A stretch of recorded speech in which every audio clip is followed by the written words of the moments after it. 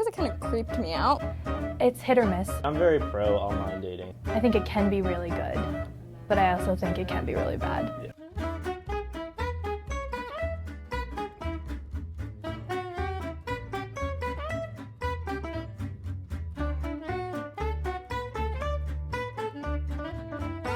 The things I think of offhand are the things that you always learn in social psychology, that similarity, particularly in certain interests, are actually important. So, there's always the sayings, opposites attract versus birds of a feather flock together, and actually the research suggests that it's birds of a feather flock together. I think dating on Tinder and in real life is both pretty shallow. I feel like dating in general is you're kind of waiting for that spark of physical interest first. So people are oh my god, Tinder's so shallow because it's just photos. But when you meet people through mutual friends or something, it's still that initial attraction. It's the big pull for the beginning at least. I would explain it as kind of talking to someone that you met, say at school via text.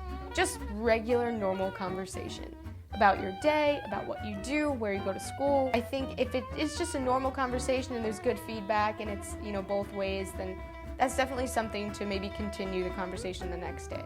In the past, you had to have had contact with a person or meet through a friend, but now you can meet people online. But still, it's nice if they're in proximity. My mom met my dad because she was cutting his best friend's hair, and that's how they met. We matched on Tinder and I messaged him, we were talking. It was it's hard because it was through Tinder, except for the first date or telling people how we met, it was really the same.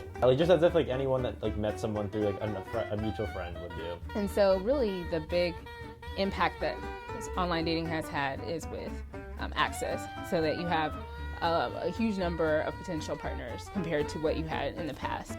I definitely think it's easier to meet someone on the app because, living in such a big city, you'd expect to be able to meet people everywhere you go. However, I find that that's really not the case. I think it's easier. It's kind of that icebreaker, and then you proceed to meet someone in person. Relationships can foster themselves in 1,000 different ways.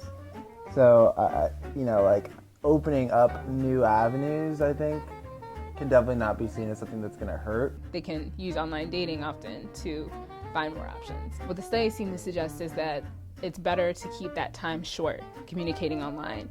The faster someone can, or the two people can meet in person, the better. So kind of screen and then meet. I am willing, or whoever's willing, send a message first. I wouldn't really care. I'd rather not know someone through Tinder exclusively and then get a drink a week later. It does put up a digital wall. You meet someone digitally, you don't really get to know them, you don't really know who's on the other side of all of those pictures or whatever, and it doesn't make it less meaningful, but personal interaction is more meaningful than digital interaction. Because say I'm talking to somebody and I really like them, they could easily be talking to 5 other different girls at the same time. I think when people just talk to someone and have mostly an online message-based relationship, that's going to be difficult to have a meeting. It presents new opportunities. So for instance, if someone is moving to a new place, then in the past maybe there would have been more concerns about how they would meet people, but now they can know that you have this website. Overall, I think it provides just another way to communicate with people. I would consider trying it, yeah. If people use Tinder as a jumping point for as if it's a blind dating service, I think there's a lot of potential. I would say that perhaps Tinder is a kind of virtual Starbucks, and I think eventually you do end up at Starbucks. So it's just the virtual, and then you actually get to go to the real thing.